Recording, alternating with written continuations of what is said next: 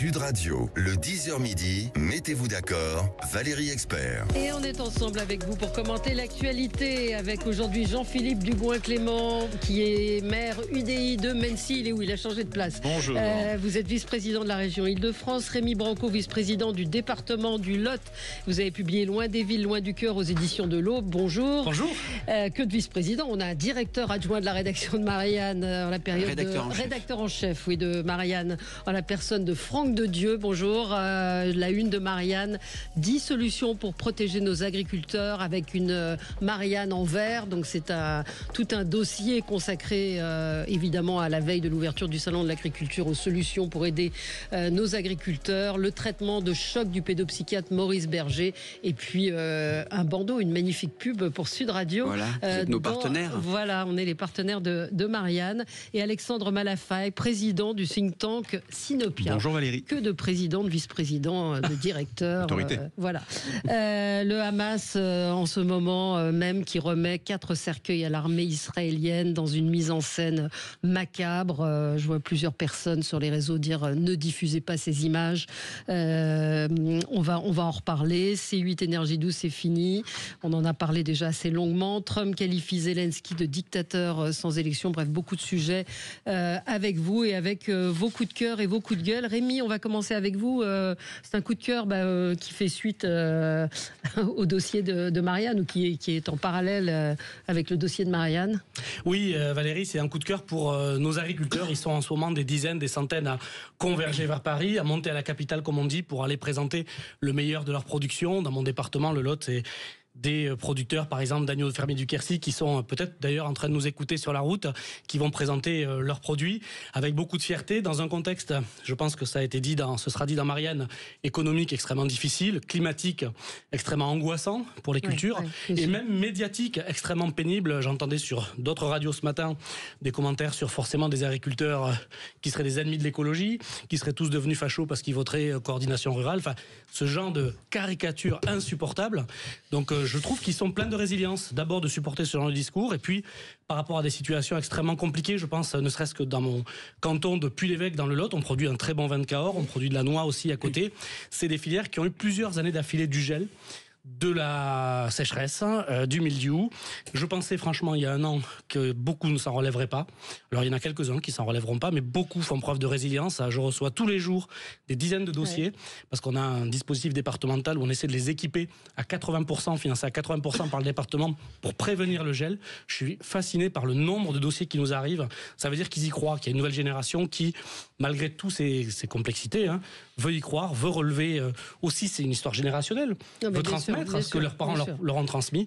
Et je voudrais les encourager parce que voilà, c'est une fierté pour eux d'être là, une fierté pour tout le pays. On va parler de Trump et de Poutine. Si au milieu de tout ça, on n'est pas capable de produire et de s'alimenter, moi je sais pas ce que devient l'Europe. Donc bon salon à tous, les agriculteurs qui seront présents, et écoutez pas trop ce qu'on raconte sur d'autres médias. Oui, Franck, un mot peut-être sur le dossier et sur ce que vient de dire Rémi. Je suis parfaitement d'accord avec vous, Rémi, c'est-à-dire que effectivement, les agriculteurs, c'est pas simplement une catégorie sociale, c'est pas simplement des producteurs pour se nourrir, c'est aussi quelque part notre histoire. C'est notre histoire et notre patrimoine. Et ce qui est en train de se passer à Montcouvert, on en parle dans Marianne, c'est que l'Union européenne et notamment la Commission est en train de nouer des accords de libre-échange avec beaucoup de pays qui sont des producteurs de viande et qui sont aussi je dirais des producteurs de terres rares. Et il y a une sorte de dilemme, qui est un terrible dilemme, qui consiste à dire à l'Australie, pour son bauxite, au Chili, pour son lithium, à la Malaisie, pour d'autres terres rares, nous nous avons accès à vos terres rares, et nous vous ouvrons les portes à vos viandes, au détriment des agriculteurs. Alors on pourrait dire, de façon très cynique, finalement, c'est ça qui est terrible, c'est presque l'ironie suprême de l'histoire dans ce récit, c'est qu'on se dit, pour avoir de la souveraineté technologique, parce que nous avons besoin de ces terres rares, eh bien quelque part nous sacrifions notre souveraineté alimentaire. Et donc, il s'agirait de sacrifier les agriculteurs au bénéfice d'un avenir technologique qu'on peut, pardonnez-moi Rémi, comprendre si on on pèse le pour et le contre. Mais si vous voulez, c'est ce dilemme qu'il faut refuser. C'est ce dilemme qu'il faut refuser parce que les agriculteurs, c'est davantage qu'une catégorie sociale. C'est davantage que sont des producteurs. C'est notre pays, c'est notre histoire et c'est quelque chose d'ancestral. Et donc, je pense qu'il faut être très, très vigilant sur ces accords de libre-échange qui se feront bien sûr au détriment du pays qui a la population agricole et la puissance agricole la plus importante, c'est-à-dire au détriment de la France. Ouais. Et d'autant que les terres rares, ça ne se mange pas. Et qu'à un moment donné, il faudra aussi réfléchir en prenant quand même le monde et ses tendances en compte. On n'est pas du tout certain que demain et après-demain soit aussi calme qu'on l'a connu quand on voit la façon dont le dossier ukrainien est géré, quand on voit un certain nombre de tendances préoccupantes sur les questions géopolitiques. C'est bien d'avoir de quoi se nourrir nous-mêmes et de compter le moins possible sur les autres. Et je pense que cet enjeu de souveraineté alimentaire, comme sur beaucoup d'autres sujets de souveraineté, en fait, on a une palanquée d'injonctions contradictoires et d'incohérences qui sont vertigineuses. Mais c'est même pire que ça. Il y a une forme de cohérence. On est en train d'arbitrer la souveraineté technologique contre la souveraineté alimentaire. Et c'est ce piège-là qu'il ne faut pas... C'est ces termes-là. Il n'est pas assumé, il n'est pas présenté comme ça, il évidemment. Il n'est pas présenté comme ça, mais il se fait à bas bruit. Et une autre contradiction, c'est celle où forcément on demande aux agriculteurs de toujours produire français, avec évidemment plus de qualité, plus d'attention environnementale, et de l'autre côté, on veut des produits de moins en moins chers. Donc là aussi, il y a des injonctions contradictoires, où on pousse, notamment au niveau de la grande distribution, à continuer des promos insupportables, qui forcément étranglent nos producteurs, et qui font la part belle à l'importation de produits, a fortiori si on fait des marchés comme on fait avec le Mercosur, etc. Ouais.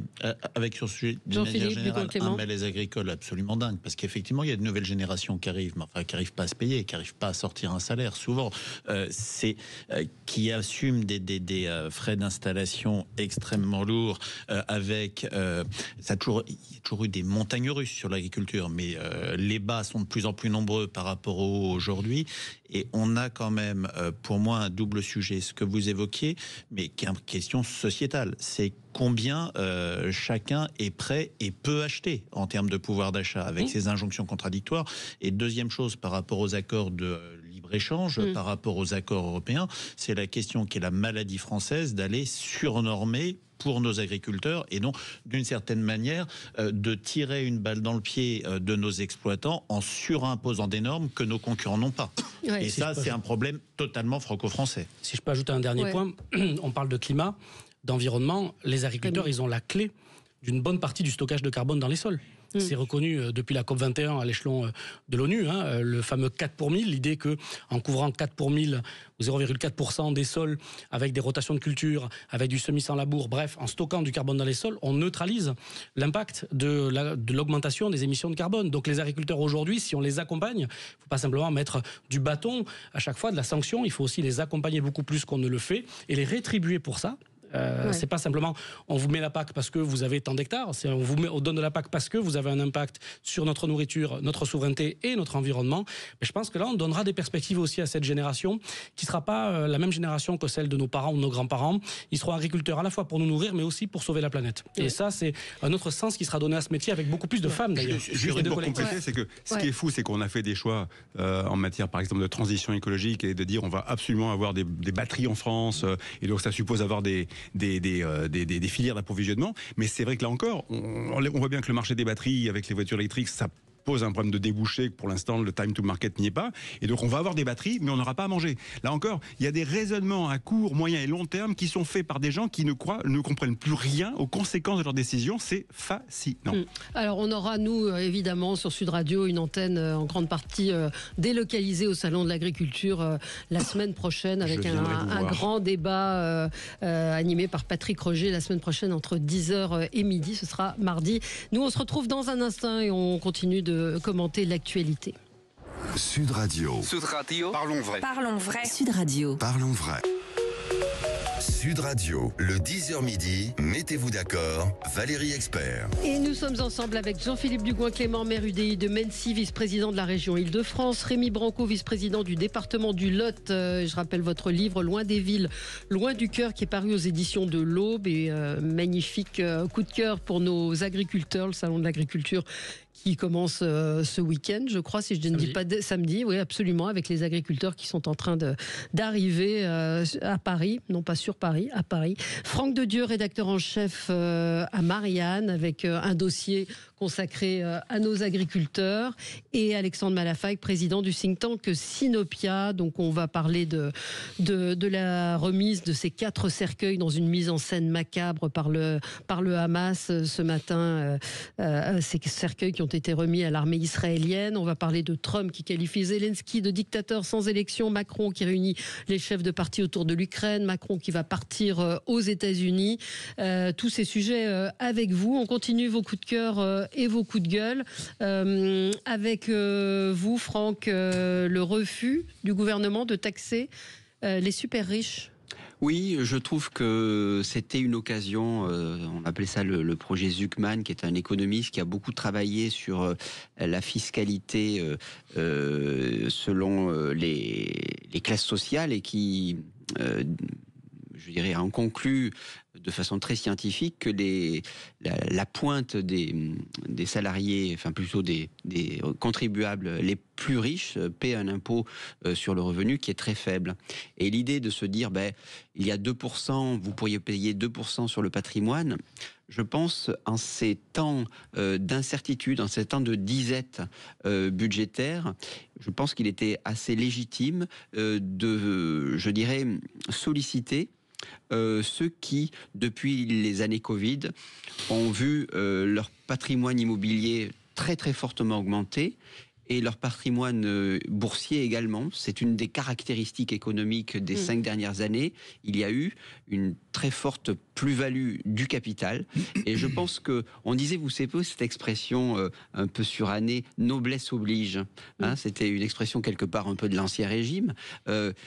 Il y a aussi milliardaire oblige, c'est-à-dire que le patriotisme, c'est aussi tout de même, je dirais, se sentir en lien avec ses concitoyens. C'est-à-dire que je comprends très bien qu'on puisse avoir des obligations à l'égard des actionnaires, mais on a aussi des obligations à l'égard de ses concitoyens. Il y a une sorte de subordination, enfin plutôt de lien hiérarchique entre l'aspect, la dimension patriotique et politique, et puis l'univers des affaires. Donc moi, je suis un petit peu déçu par le fait d'évacuer un peu facilement cette proposition et d'en proposer une autre qui est un peu plus technique. Je ne rentre pas dans les détails, mais qui rapportera probablement moins à l'État. Mais certains ne sont pas d'accord avec cette argumentation de dire que de faire payer les plus riches serait une solution. Et puis ils contribuent. Enfin, je ne sais pas, Alexandre Malafaille, je vous ai vu réagir. Non, mais j'entends. C'est très intéressant parce que derrière tout ça, il y a un immense débat qui est celui du partage de la valeur au sens très large du terme. Et le débat est pour l'instant extrêmement mal posé. Vous avez parlé de noblesse oblige. Moi, je dirais que efficacité de la gestion publique oblige d'abord. C'est-à-dire que si dans ce pays on arrêtait la fuite en avant, c'est-à-dire d'aller toujours chercher plus d'argent avec plus de règles, plus de contraintes pour essayer de boucher les trous ou de faire en sorte qu'on puisse continuer à financer un modèle ultra déficitaire et un modèle social qui n'est pas tenable en l'état actuel, je pense que ce serait bien, parce que on peut très bien en effet imaginer des systèmes de répartition de la richesse différents, et on peut réfléchir à ça, mais il faut faire attention.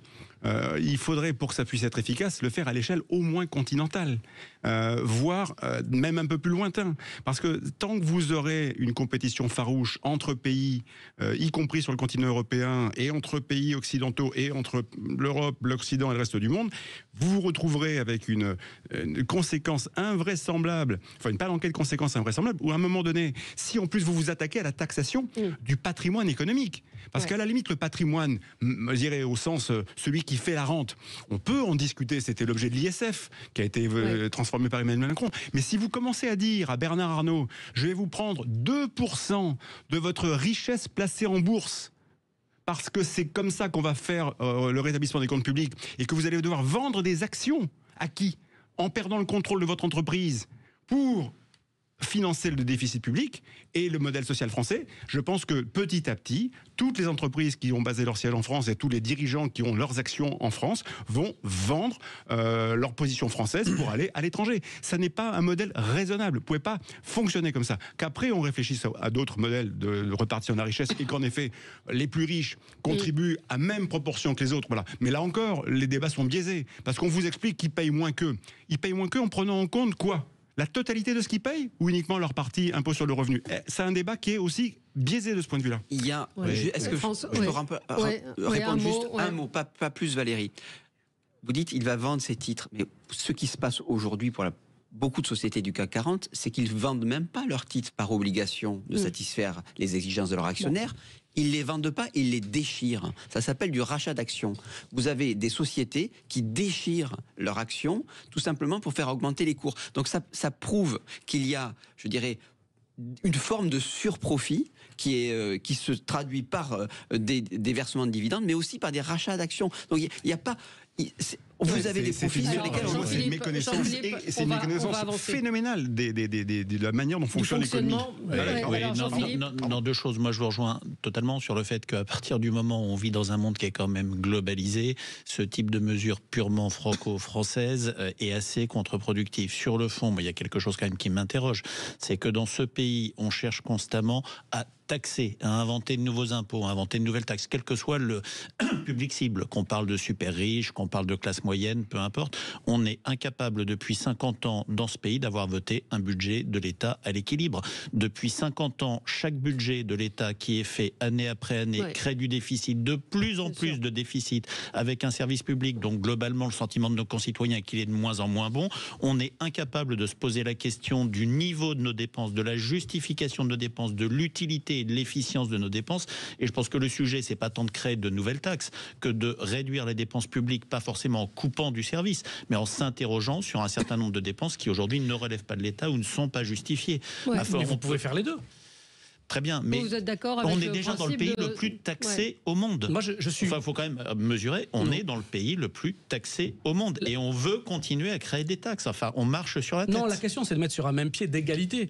C'est pas normal que l'éleveur d'agneaux dont je vous parlais tout à l'heure soit taxé à 20-25% de l'impôt sur le revenu, là où celui dont on a parlé tout à l'heure sera imposé 10 fois moins. Il y a un principe d'égalité dans ce pays qui, me semble-t-il, est à la base de nos valeurs et de la Constitution. Donc, à un moment, rétablir une forme d'égalité, au moins d'équité dans la part d'efforts qu'on fait pour les puissances publiques, ça me semble évident, d'autant plus que les entreprises dont vous parlez, elles ont besoin d'un hôpital qui fonctionne, elles ont besoin d'universités qui fonctionnent. Alors, bien sûr, il y a des économies à faire, mais il y a aussi ce qu'on appelle des investissements pour demain. Donc, moi, il me semble que c'est l'égalité qui doit être au cœur de notre réflexion aujourd'hui, l'équité, pour que tout le monde s'y retrouve. Sinon, moi, j'ai bien peur que, politiquement, on soit devant des graves déconvenues politiques dans les mois et années à venir. On est d'accord, mais prenez quand même en compte ce que payent réellement ceux qui sont dans le collimateur aujourd'hui entre les impôts et l'ensemble des charges sociales directes et indirectes qu'ils assument.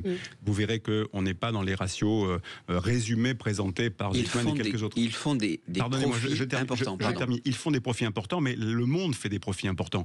On a des problèmes à régler, en effet, sur le partage de la valeur, mais ça marche comme ça aussi. Et en France, on a un mal extrêmement profond qui est en train de nous détruire de l'intérieur, mais ça fait longtemps que ça continue. Et qu'en fait, on a décidé une fois pour toutes, globalement, le fautif, le responsable de toutes les misères nationales, c'est le riche. Entre guillemets, parce qu'en plus on a mis des mots pour dire à Hollande 4 000 €, on est déjà riche. Voilà. Donc on a l'impression en France que celui qui détient un peu de patrimoine, un peu de fortune, est quelque part celui qui est à l'origine de toutes les misères de la nation, et donc il faut, par principe, par sacrifice, s'attaquer à lui. C'est un des modèles au monde qui est le plus absurde de ce point de vue-là, parce que on devrait encourager les gens à aller vers un niveau de revenu et de profitabilité et de capitalisation qui leur permet de se mettre à l'abri et d'investir, et on en fait des ennemis. On est le seul pays au monde à être aussi, pardonnez-moi, aussi con, parce que ça a un effet dévastateur sur l'entrepreneuriat, sur l'état d'esprit de la nation, sur le sentiment de jalousie profonde dont parlait le président de la République, sur les uns vis-à-vis des autres. C'est un état d'esprit délétère et dévastateur. On peut comprendre qu'il y a une forme de facilité à pointer le riche, c'est vrai, et même de paresse intellectuelle. Mais c'est pas pour autant qu'on doit accepter, je dirais, des inégalités qui ont énormément augmenté. Je veux dire, on n'est plus dans les années Hollande où il disait on va faire payer 75% d'impôt sur le revenu. Les années Hollande 2012, on n'y est plus. Vous avez depuis 5-6 ans une explosion des inégalités. Et moi, je suis assez étonné de voir, sans rentrer dans des considérations techniques, sur le surprofit, etc., le partage de la valeur ajoutée, qui sont des vrais sujets. Mais moi, je suis assez étonné de vous voir, tous les deux, utiliser l'argument qui est quand même, je dirais, réel, qui existe dans la tête de ceux qui sont intéressés par le sujet. Il pourrait partir ailleurs. Vous actez, de façon avec un certain défaitisme, l'idée qu'il y a des riches qui ne pourraient ne pas être patriotes et qui pourraient dire, écoutez, j'ai des devoirs territoriaux à l'égard de mes concitoyens. Vous avez, vous de l'UDI, et vous de... Excusez-moi, mais la question n'est pas là. Le fait qu'on pouvait ne pas être patriote parce qu'on était riche. Mais la question n'est pas là. La Terre est ronde, on peut s'en féliciter ou le regretter. Non, il n'empêche qu'elle est ronde. Aujourd'hui, avoir des logiques de surtaxation, c'est avoir un risque d'une quote-part d'évasion, d'une part, ça c'est une réalité. Et la deuxième chose, on est dans le pays le plus taxé au monde. Déjà, la question, c'est pas de savoir l'égalité, qui paye, comment on paye. Mais on ne se pose même pas la question de dire comment on répartit le poids de la pression fiscale de l'État dans ce pays. On dit on crée une nouvelle taxe. On n'est pas à volume constant, on n'est pas sur un volume de taxes globalement diminué. On peut se poser la question sur qui on fait porter, sur quoi on fait porter. Est-ce que c'est sur le capital? Est-ce que c'est sur les flux financiers? Est-ce que c'est sur l'entreprise? Peu importe. On peut se poser cette question-là. Aujourd'hui, on ne se pose pas cette question-là. On ne sait pas boucler des budgets parce qu'on est incapable depuis 50 ans de réformer l'État, de réformer. Donc on crée une nouvelle taxe. C'est ce qu'ont fait tous les gouvernements depuis 50 ans. C'est ce qui aujourd'hui fait qu'on est dans un pays, pour paraphraser Fillon sous Sarkozy, ça fait déjà 10 ans, qui est aujourd'hui au bord de la faillite, qui est incapable de se réformer, incapable d'assumer ses obligations. Vous enfoncez le tout. Et puis, on a aujourd'hui trop de dépenses publiques. Juste pour compléter, pour dire que, en effet, on peut débattre. Moi, je suis tout à fait favorable au débat sur le partage de la valeur et le fait qu'à un moment donné, l'équité, c'est important, mais il ne faut pas faire n'importe quoi pour pas casser le modèle. Parce que si vous cassez le modèle, après, vous aurez vos yeux pour pleurer. Mais en revanche, ce serait bien qu'on s'attaque à un moment donné aussi un peu de cohérence. Mais aujourd'hui, vous prenez l'ensemble des dispositifs du budget 2025. On est encore dans une approche extrêmement punitive par rapport à nos compatriotes sur toute une série de sujets qui sont les voitures, où on remet des coûts, de taxes, de règles, de normes, etc. Et petit à petit, on nivelle vers le bas, on exclut les gens de leur capacité. Et là, on ne parle pas des riches, on parle de tous nos compatriotes. Donc, à un moment donné, si on veut faire un peu d'égalité, comme vous le dites, un peu d'équité, il faudrait à un moment donné aussi repenser la façon dont notre système, de manière parfaitement dégueulasse, mais une fois de plus, encore un peu plus la main sous couvert de transition écologique dans le portefeuille de nos compatriotes. Bon, on va marquer une pause. On ne vous mettra pas d'accord sur le sujet ce matin. Et on se retrouve dans un instant pour parler de Boualem Samsal, de Richard Ferrand et également de ces 4 cercueils remis à Israël ce matin. À tout de suite. Sud Radio. Parlons vrai. Sud Radio. Parlons vrai. Le 10h midi, mettez-vous d'accord, Valérie Expert. Nous continuons et autre sujet dans l'actualité, c'est la captivité de Boualem Samsal. Et vous vouliez revenir sur ce que Marianne a annoncé hier, a révélé hier à propos de l'avocat de Boualem Samsal qui serait persona non grata parce que juif. Jean-Philippe Dubreuil. Ce qui est un scandale absolu du début au courant à la fin de cette affaire. Enfin, on a aujourd'hui un écrivain qui, depuis le 16 novembre, donc ça fait maintenant plus de 3 mois, a été arrêté de manière totalement arbitraire et politique en Algérie, qui a 80 ans, qui est malade, qui est soigné d'un cancer, donc qui est incarcéré en hospitalier. Pour lequel le pays se mobilise, je trouve encore extrêmement mollement du point de vue réponse de l'État. Il y a des comités de soutien, il y a des journalistes, il y a des intellectuels qui se battent, mais je trouve que la réponse de l'État français, les exigences de l'État français étaient très faibles. Et a priori, mais je parle sous le contrôle de la presse, on vient d'apprendre que depuis son lit d'hôpital, il a reçu la visite de 2 ou 3, comment on dit, une époque on aurait parlé de Barbouze du régime, venant lui dire qu'il serait bien qu'il change d'avocat parce que son avocat est juif. On est aujourd'hui dans ce monde, on vit une montée de l'antisémitisme absolument folle. On parlera tout à l'heure des cercueils de ces enfants, de ces familles renvoyées par le Hamas, et on a un pouvoir en Algérie devant lequel on se couche, qui arrête arbitrairement un écrivain, un intellectuel, et qui explique que son avocat est quelque chose qui le pénalise parce qu'il est juif. Alors son avocat, c'est Maître Zimré, il a défendu énormément de causes. chose. Ça a été l'avocat d'Aung San Suu Kyi, ça a été l'avocat de Paul Watson. Il y a 3 avocats algériens qui le représentent sur place. On ne connaît pas, dont on ne sait rien. Visiblement, il les aurait récusés sous le coup de la colère. Mais aujourd'hui, on a un État avec lequel on parle. Alors, je ne sais pas si pour M. Trump, c'est un État de dictateur ou pas. Ça, c'est encore une autre question. On pourra peut-être la voir tout à l'heure. Qui vous explique qu'un avocat qui est juif est un avocat qui ne peut pas défendre son client et est un avocat qui est contre-productif. C'est absolument odieux, choquant. Ça me donne la nausée. Et je pense que la France ne peut plus accepter ça de l'État algérien. Ouais, vous en savez un petit peu plus ou pas parce qu'il y a une question autour du fait de savoir comment cette information est sortie, comment on sait. Vous protégez vos sources. Voilà, exactement. C'est Rachel Binas qui a sorti hier cette information et qui est effectivement une honte.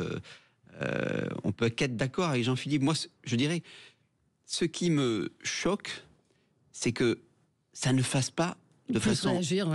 plus réagir, et puis que ça ne fasse pas de façon logique, commandée par les principes, par notre histoire, par la démocratie, par la liberté d'expression, que ça ne fasse pas un consensus à 100%. Bien sûr. Je veux dire, il s'agit quand même derrière d'arbitraire, d'antisémitisme. C'est quand même de cela dont on parle.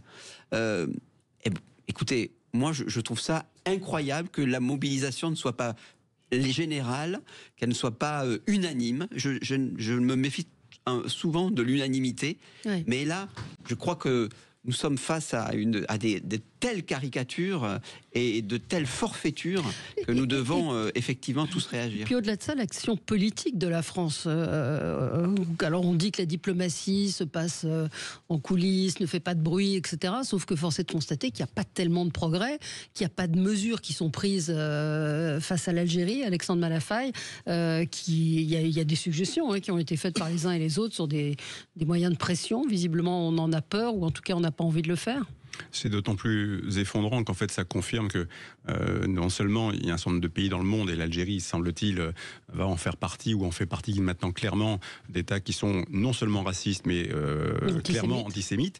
Ça confirme que la volonté d'extermination des Juifs est toujours quelque part dans l'inconscient ou dans le conscient d'ailleurs d'un certain nombre de gens, y compris aux affaires, donc c'est quand même très préoccupant. De toute façon, il suffit d'aller se ressourcer un peu dans l'histoire mémorielle pour comprendre que tout ça est encore très présent. Faire un petit saut un jour à Auschwitz-Birkenau permet de confirmer à quel point tout ça est là, et vraiment là. Et moi, sur la relation avec l'Algérie, je pense que malheureusement, mais sur toutes les relations avec l'Afrique, depuis que Emmanuel Macron est arrivé aux affaires, on est dans une stratégie erratique. Donc on a fait tout et n'importe quoi, tout et son contraire, avec en même temps qui nous a mené nulle part. Le résultat des courses, c'est qu'à part le rétablissement de liens qui sont ce qu'ils sont avec le royaume du Maroc, pour le reste, c'est une catastrophe. Sur l'Algérie, je pense que maintenant, il faudra attendre un prochain président de la République capable de restaurer déjà un niveau de dialogue, d'autorité, de rapport de force, et avoir une vraie stratégie. Pour l'instant, alors ce qui est dommage, c'est que tout le monde y perd. C'est-à-dire que les Algériens sont très contents parce qu'ils font de nous leur adversaire principal, donc ça leur fait un fonds de commerce de régime pour tenir, mais pour autant, ça construit pas un avenir raisonnable. Et notre problème à nous, c'est qu'on a quand même près de 10% de la population française qui est d'origine nord-africaine et en particulier algérienne. Et donc, de fait, on est dans une position inconfortable, ce qui explique aussi peut-être le malaise du président de la République, qui ne sait pas trop comment gérer cette problématique-là, tout ça avec des élections municipales qui se profilent. Enfin bon, bref, on est dans un contexte qui est un marigot. Rémi ? Oui, moi ce qui me frappe, c'est la façon dont le régime algérien, mais il en a l'habitude, se sert de la France à des visées internes. Et finalement, la France est un ennemi utile pour les régimes algériens. J'ai l'impression qu'on est... alors Emmanuel Macron n'a pas échappé à la règle des chefs d'État français qui démarrent en général leur quinquennat à Alger et le finissent à Rabat, avec une politique très erratique. On commence d'abord en essayant d'avoir les faveurs du régime algérien, puis on finit presque à défaut au Maroc. Voilà. Et c'est le cas d'Emmanuel Macron. Moi, je trouve dans cette histoire-là que la France est très mal à l'aise, et on peut le comprendre en partie du fait, évidemment, du fait colonial. Je ne comprends pas qu'on ne déplace pas le sujet à l'échelle européenne, tant du fait des intérêts économiques qui sont en jeu que des intérêts des droits de l'homme. C'est pas normal que suite à ces déclarations franchement antisémites, on n'ait pas une réaction globale des chefs d'État européens et de l'Union européenne. Tant qu'on est dans ce face-à-face franco-algérien, j'ai peur qu'on s'y noie, et j'ai peur que les victimes collatérales, ce soit un avocat, un journaliste ou d'autres peut-être futurs otages, qu'on n'en sorte pas. Ouais. Non, mais c'est effectivement, il faut en parler, il faut le dire et ne cesser de le répéter. Alexandre, vous, c'est un tout autre sujet. Peut-être qu'on va marquer une pause, comme ça nous permettra de ne pas interrompre de nous lâcher sur Ferrand. Non, de ne pas interrompre le débat autour de la nomination de Richard Ferrand. Hier, on l'a évoqué, il n'était pas encore nommé. Il a été nommé au Conseil d'État, au Conseil constitutionnel, pardon, avec une voix d'avance. À tout de suite. Sud Radio. Parlons vrai. Sud Radio. Parlons vrai. Mettez-vous d'accord. Valérie Expert. Alors, cher Alexandre, votre coup de gueule, j'imagine. Oui, coup de cœur pour Richard Ferrand. Non, c'est un coup de gueule contre la nomination de Richard Ferrand à la tête du Conseil constitutionnel. Bon, on a dit beaucoup de choses sur sa probité, sur l'affaire de la Mutuelle de Bretagne, sur sa proximité avec le président de la République. Tout ça, c'est pas inintéressant. Mais le vrai problème, c'est quoi ? Pour moi, c'est qu'en fait, on est en train de soigner le mal par le mal. C'est-à-dire qu'on est quand même dans un contexte de crise politique qui est sans doute sans précédent depuis 1958. Crise démocratique, crise de modèle. Parfois, on parle de crise de régime. Il y a vraiment un problème de fond. On est avec une population française qui est arrivée à un niveau de défiance. Le Cevipof l'a encore démontré dans son dernier baromètre, quand même, qui est un niveau de défiance qui est très élevé. 79% des Français, ont un avis très négatif sur la vie politique française. Quand on demande aux Français quels sont les mots qui leur viennent à l'esprit en parlant de la vie politique, ils disent méfiance 37%, dégoût 26%, avec 6% de progrès par rapport à l'an dernier. Voilà, on voit bien qu'il y a une espèce de rejet, de critique systémique à l'égard des gens qui sont aux affaires. Et on décide finalement, avec la complicité du RN, ce qui est une option invraisemblable, parce que ça laissera des tâches très profondes, de mettre à la tête du Conseil constitutionnel quelqu'un qui n'est pas absolument certain d'apporter une garantie non pas d'indépendance au sens de neutralité absolue. Tous les hommes les femmes qui ont été, il n'y a pas eu beaucoup, à la tête du Conseil constitutionnel ont été nommés avec une coloration politique. Mais là, il y a un vrai doute, et je pense qu'arriver à ce moment de critique de notre vie démocratique, de notre vie politique, c'est envoyer un message extrêmement négatif aux Français qui, le cas échéant, vont évidemment douter de la qualité des décisions de la Cour, la plus haute juridiction française, le Conseil constitutionnel. Et je le redis, si un jour nos chers compatriotes redescendent dans la rue et se disent que finalement il faut renverser les institutions de manière un peu autoritaire, un peu brutale, comme on l'a vu quand la crise des Gilets jaunes est passée par là, on a failli comme à 2 reprises voir les digues de système sécuritaire être renversées, il ne faudra pas s'étonner. C'est vraiment ce qu'il ne fallait pas faire. Alors qu'il y avait plein de personnalités qui auraient pu être adoubées, nommées, même si elles avaient une coloration politique, qui auraient pu apporter un peu de sérénité à la plus haute juridiction. On a fait le contraire. C'est une folie. Non. Alors c'est marrant, je ne sais pas si c'est le mot, mais hier on avait un plateau qui défendait Richard Ferrand en disant c'est bien d'apporter une personnalité différente, qui ne soit pas un pur juriste. D'abord, il n'est pas tout seul. Enfin, il y avait une sorte d'unanimité en disant arrêtons d'aller chercher midi à 14h sur cette nomination. Jean-Philippe Dugoin-Clément. Alors en fait, ce qui est amusant, c'est que moi j'avais initialement le même coup de gueule et il a été pris avant, et donc j'ai prévu Juliette. J'ai basculé. Il s'est levé à minuit, il a dit c'est moi le premier. Mais en fait, à 15h hier. Mais je l'avais sous un angle un peu différent. Ouais. Pas tant sur la personnalité de Richard Ferrand, parce que toutes les nominations au Conseil constitutionnel ont toujours été politiques. Enfin, bien c'est sûr, une Roland nomination Dumas, président de l'Assemblée, président du Sénat, président de la République. Il y a toujours eu une coloration politique, il y a toujours eu des personnes dont on pouvait considérer qu'elles étaient bien, moins bien, plus ou moins capées ou qualifiées. Non, moi, ce qui m'a profondément choqué là-dedans, c'est la collusion du Rassemblement national. Et ce parti qui est censé être anti-système, anti-président de la République, anti-gouvernement, anti-Macron, anti-tout, anti-gauche, anti-socialiste. On parle d'un ancien socialiste, Richard Ferrand. Et la réalité de l'élection, elle s'est faite à une voix. Et Richard Ferrand est élu par le Front National, parce que le Front National décide... Excusez-moi, le Rassemblement National. Le Front National, c'était l'époque tête haute, main propre. Alors visiblement, c'est plus le cas aujourd'hui. Mais le Rassemblement National a pris le parti, à une voix près, de faire élire Richard Ferrand. Et ça pose une question, c'est quoi ? C'est la question de l'inéligibilité de Madame Le Pen. Puisque Madame Le Pen peut faire l'objet, c'est en tout cas ce qui a été demandé par les magistrats du parquet lors des réquisitions sur son procès, d'un dispositif de la loi Sapin, dont on peut discuter de la légitimité, qui est le fait d'une inéligibilité provisoire. C'est-à-dire on vous rend inéligible alors que vous pouvez faire appel, que vous n'êtes pas condamné définitivement. C'est-à-dire que si vous êtes blanchi en appel, on ne peut pas revenir sur le fait. Et le Conseil constitutionnel va devoir juger d'une affaire similaire concernant un élu de Mayotte qui a posé une question préalable de constitutionnalité sur la légalité par rapport à la Constitution de cette inéligibilité provisoire. Et donc, M. Ferrand va présider le Conseil constitutionnel qui va devoir décider quelle jurisprudence, et donc qui va décider est-ce que Mme Le Pen sera inéligible ou ne sera pas inéligible dans les mois qui viennent. Rien que le fait de le dire, c'est que ça paraît énorme. Et avoir le Front National qui fait élire un ennemi politique, enfin pour reprendre les déclarations du Front National par rapport à M. Macron, par rapport à M. Ferrand, depuis le Rassemblement national depuis des années, on est pour moi sur quelque chose qui est une collusion, qui est un coup politique vraiment c'est de bas étage. Mais vous ne pensez pas que c'est un peu trop gros, justement? Mais plus c'est gros, mieux ça passe. Franck de Dieu. Est-ce que plus c'est gros, plus ça passe? C'est-à-dire que c'est quand même assez technique. Vous avez l'histoire de l'exécution provisoire qui ne concerne pas, concernant la question constitutionnelle, Madame Le Pen, mais un élu de Mayotte. Donc c'est quand même assez technique. Moi, je crois que par-delà, je vais pour la deuxième fois d'accord avec Alexandre, 2 fois sur 3, c'est un bon ratio. On reviendra.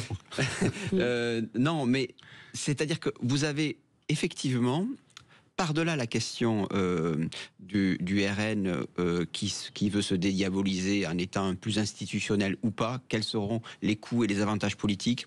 Difficile à dire, on verra. C'est la question de la défiance qui augmente. C'est-à-dire que vous êtes face à, et c'est vrai en France comme c'est vrai ailleurs, un peuple qui considère qu'il n'a pas de prise avec son destin, que sa souveraineté politique n'existe plus, qu'il n'a pas les leviers. Et on leur dit, vous savez, cette souveraineté, eh bien, elle ne relève pas du peuple souverain et du corps législatif. Elle peut, à un certain moment donné, être déléguée à d'autres corps qui n'ont pas une légitimité démocratique directe. Et le Conseil constitutionnel fait partie de cela. Je veux dire, le Conseil constitutionnel, bien sûr, est un élément essentiel pour la démocratie. C'est un contre-pouvoir et ça s'appelle l'état de droit. Mais vous avez aujourd'hui la capacité du Conseil constitutionnel à avoir une base d'interprétation qui est extrêmement large depuis les années 70 et qui peut utiliser des principes très généraux pour aller à l'encontre d'une loi qui a été votée par des gens qui ont une légitimité directe. Donc il y a un conflit de légitimité et ce conflit-là risque d'être encore plus fort demain. J'ai connu Richard Ferrand, Valérie, lorsque j'étais collaborateur à l'Assemblée, au ministère de l'Agriculture. Ça a été un député socialiste, ça a été rappelé. Moi, j'ai du respect pour Richard Ferrand, pour le parcours qu'il a eu en tant qu'élu, y compris local en Bretagne. Il n'y a aucun problème là-dessus. Je pense qu'il ne devrait pas accepter d'être président du Conseil constitutionnel et qu'il devrait y renoncer. Il y a un double contexte qui s'y prête, malheureusement, qui ne se prête pas à sa nomination, son élection. Le premier, ça a été dit, c'est la défiance généralisée. D'abord envers l'Assemblée nationale, qui depuis quelques années est perçue comme une cour d'école, un théâtre, n'a plus la confiance aujourd'hui de nos concitoyens. Deuxièmement, du Premier ministre, qui semble pouvoir changer tous les 15 jours, tous les mois, si bien que nos concitoyens ont l'impression que, quelle que soit la parole qui sera donnée, quel que soit le budget qui sera voté, on le refera dans 3 mois, dans 6 mois. La fonction présidentielle a été abaissée. Et aujourd'hui, c'est pas simplement la France insoumise ou d'autres qui parlent d'institutions, d'Emmanuel Macron. Moi, j'ai beaucoup de mes concitoyens qui me disent, mais à un moment, il va peut-être falloir qu'ils partent. Donc, il y a une perte de confiance, de repères par rapport à nos institutions. Et dans ce contexte-là, et j'ajoute à ça l'autre contexte qui va être les secousses institutionnelles, les secousses de régime qui nous attendent. À la fois de possibles nouvelles élections, avec des critères pour les mettre en place, à la fois de possibles référendums, avec la question de la recevabilité ou non des questions qui pourraient être posées par le président de la République. On va être devant de nombreux débats très importants, fondamentaux pour notre pays, si, au cours de ces débats, l'arbitre de ces débats, il ne paraît pas légitime aux yeux de nos concitoyens parce qu'il y aurait eu des accords, en tout cas qu'il y a un doute, là c'est toute l'architecture, c'est tout le fondement, la colonne vertébrale de nos institutions qui est menacée. Donc pour ces raisons-là, parce qu'à une voix près il est élu, parce qu'il y a des collusions d'intérêts avec d'autres partis, il doit selon moi renoncer pour faire place à sans doute un président du Conseil constitutionnel qui sera de la même tendance politique. Moi j'ai aucun problème avec ça, mais qui sera par contre perçu comme un vrai arbitre de nos institutions. Plus légitime et qui ne soit pas l'objet de suspicion, de collusion d'intérêts politiques avec d'autres. Ouais, moi je trouve qu'une voix, la question de il n'est pas assez bien élu. Non, c'est l'élection, c'est le principe de l'élection. Une fois, à ce moment-là, on remet en cause la République, qui a été l'amendement Vallon, et il est passé où il était refusé. Une fois à la présidentielle, vous la refaites. C'est ce côté hors sol. Pas à la présidentielle, évidemment, sur un corps législatif. Même à une municipale.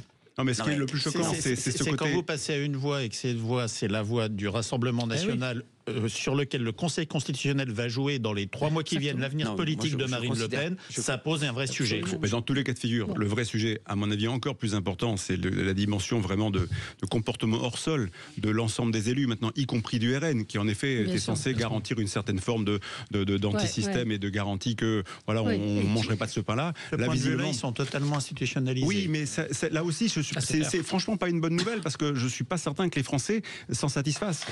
Et deuxièmement, quand on écoute les argumentaires du RN pour justifier le fait qu'ils ont fait ce qu'ils ont fait, c'est absolument inaudible. En disant c'était le moins pire. C'était Taubira ou ça n'a absolument aucun sens. Mais je crois en effet que ça confirme qu'on a une classe politique qui vit ces petits arrangements entre eux dans des logiques qui sont d'appareil, et que les Français, finalement, l'intérêt général, ils en ont rien à faire de sérieux. C'est triste. Non, c'est ça, c'est qu'ils n'en ont rien à faire. Je voudrais qu'on parle donc de ce qui se passe en ce moment même. Donc l'armée israélienne a indiqué avoir reçu de la Croix-Rouge les corps des otages. On a vu des images effroyables de ces 4 cercueils noirs alignés avec la photo de chacune des victimes sur le cercueil, portés par des hommes du Hamas masqués, cagoulés. Des images, une mise en scène avec un portrait de Netanyahou en vampire, avec les enfants, la famille Bibas pratiquement collés sur cette image de Netanyahou, sous-entendant, comme le fait Rima Hassan, qu'ils ont été tués par l'armée israélienne.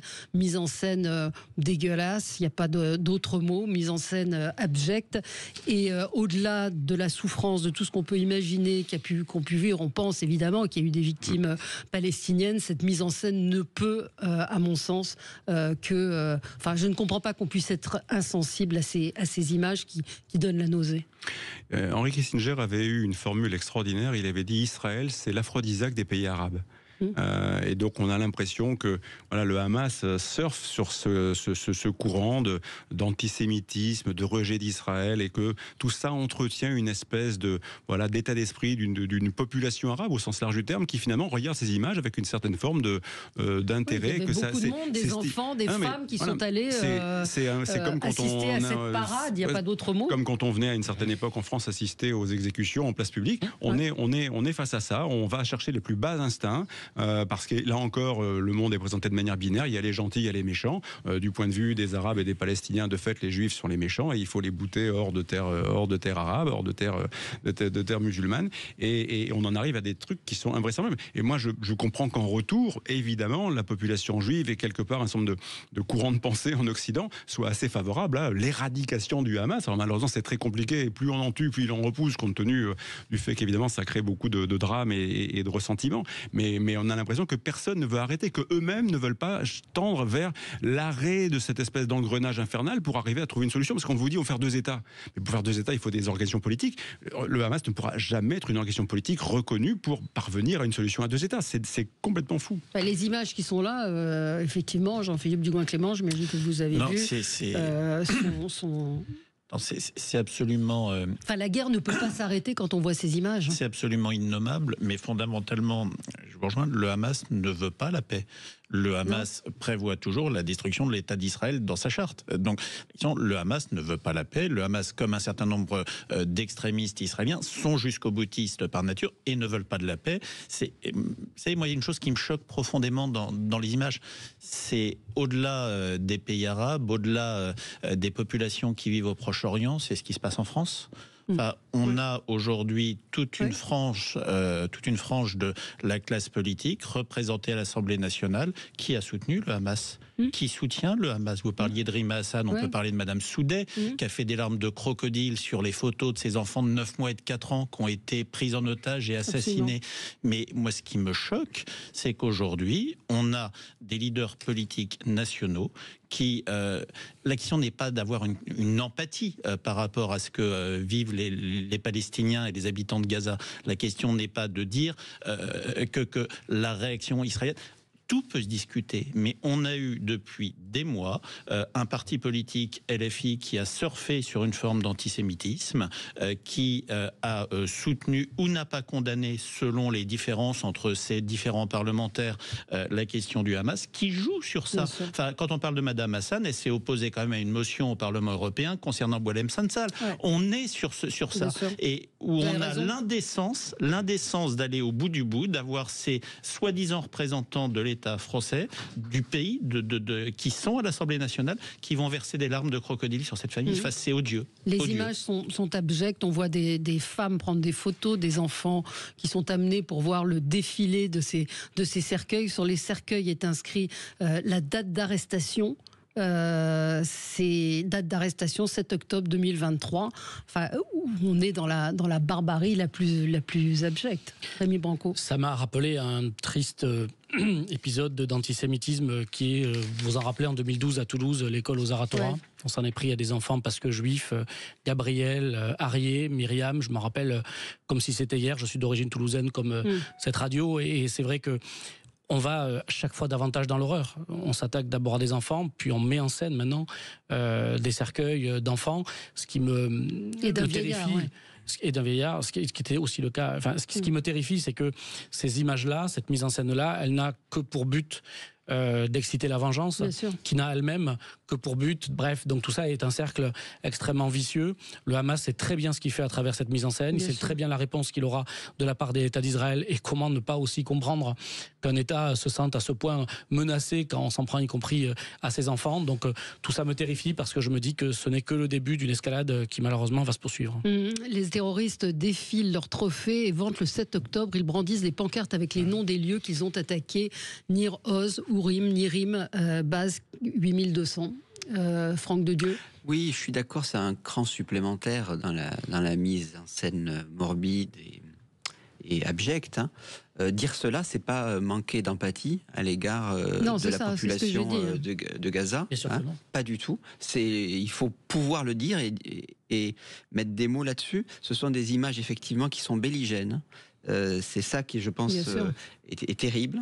C'est que ça accroît davantage le conflit. Et puis ensuite, vous allez dire c'est peut-être un vœu pieux, mais on le voit depuis le 7 octobre, une forme de guerre des images, de guerre de com'.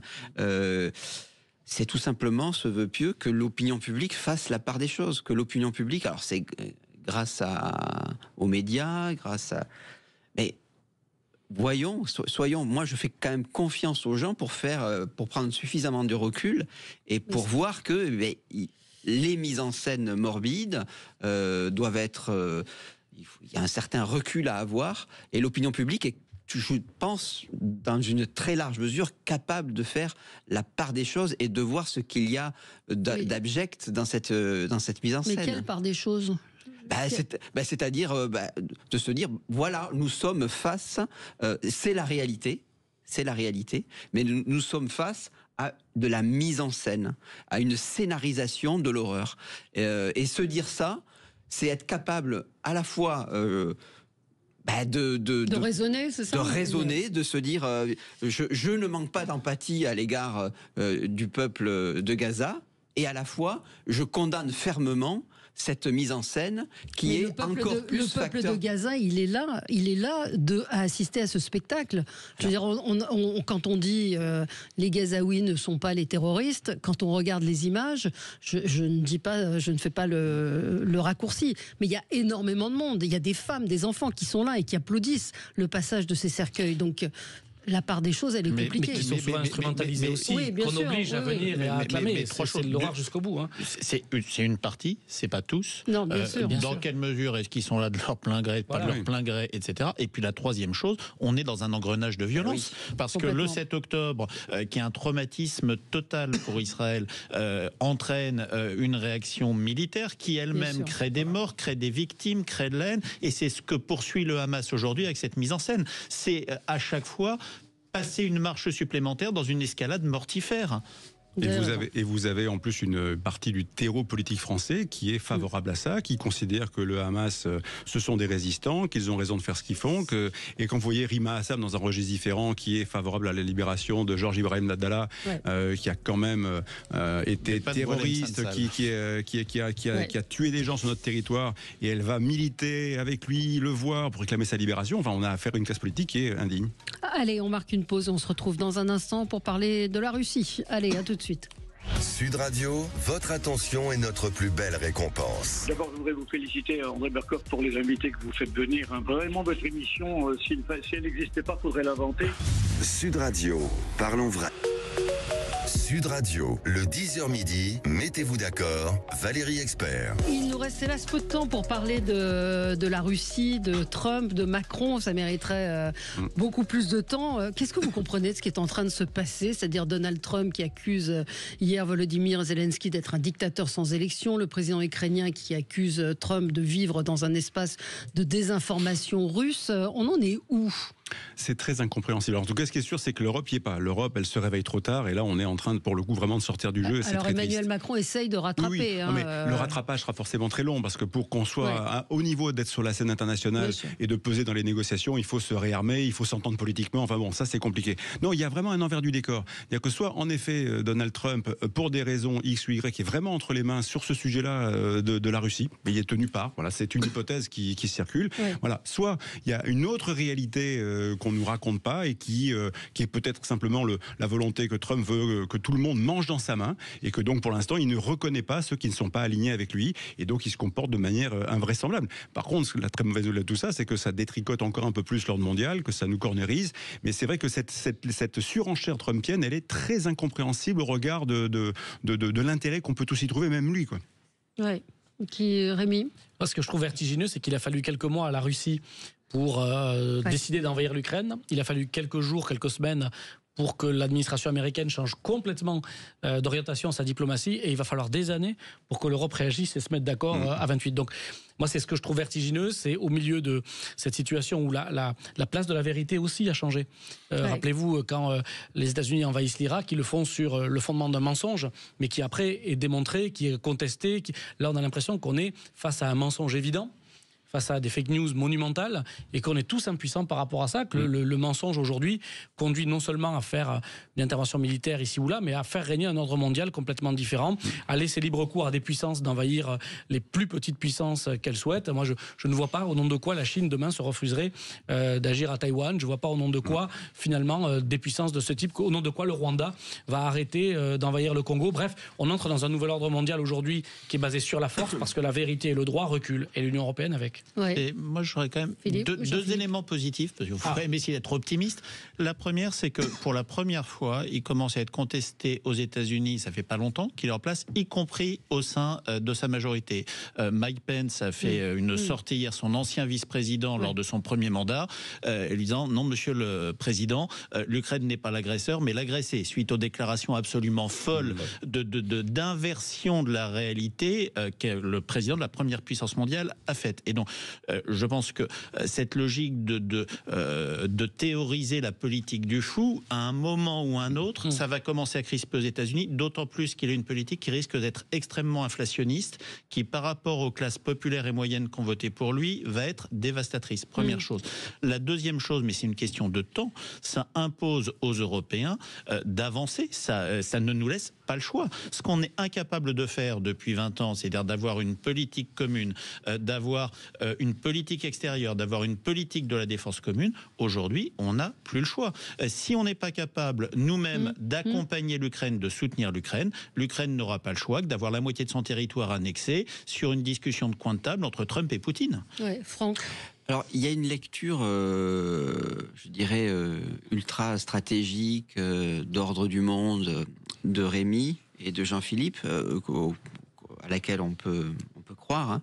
Moi, j'aurais aussi une autre explication pour répondre à votre question, Valérie. C'est une explication plus triviale. C'est qu'il mène ce qu'on appelle une diplomatie transactionnelle. C'est-à-dire qu'il regarde les avantages, les coûts, les bénéfices. Il se dit, mon prédécesseur, il a fait beaucoup de dépenses. Moi, je vais en faire moins.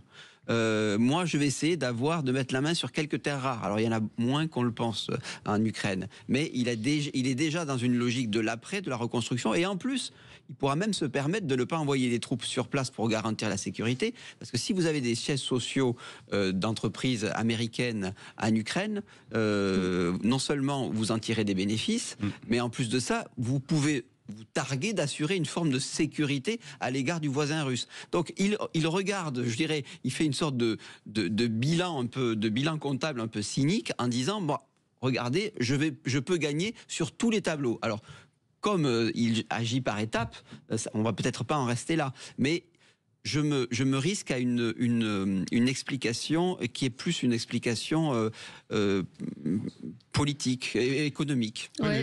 Moi, je l'entends bien, cette explication-là, parce que c'est un vrai transactionnel. C'est un type qui fait des négos, qui fait des deals tout le temps, et c'est une manière de faire qui n'est pas idiote non plus. Hein. On peut la contester, mais c'est ce qu'on fait souvent, et on met de la diplomatie par-dessus et des mots, mais bon, globalement, c'est souvent ce qu'on fait. Là, ce que j'ai un peu de mal à comprendre, c'est tout d'un coup pourquoi il attaque aussi frontalement Zelensky, parce que là, il y a un moment donné, c'est comme s'il brûlait des vaisseaux. Là, vous connaissez ce syllogisme un peu qui consiste à dire les amis de mes ennemis sont de mes ennemis. Et donc, effectivement, à partir du moment où il veut faire de l'anti-Biden, eh bien, il va jusqu'au bout de l'anti-Biden. De façon peut-être un peu directe, mais je vois cette explication-là. Mais encore une fois, c'est l'idée de la transaction derrière. Un mot sur Donald Trump. Donc le département d'État oblige tous ses employés d'annuler tous leurs abonnements sur les médias qui ne sont pas favorables à Trump. Liberté d'expression. Allez, merci à vous. Très bonne journée. Sud Radio. Sud Radio. Parlons vrai. Parlons vrai. Sud Radio. Parlons vrai.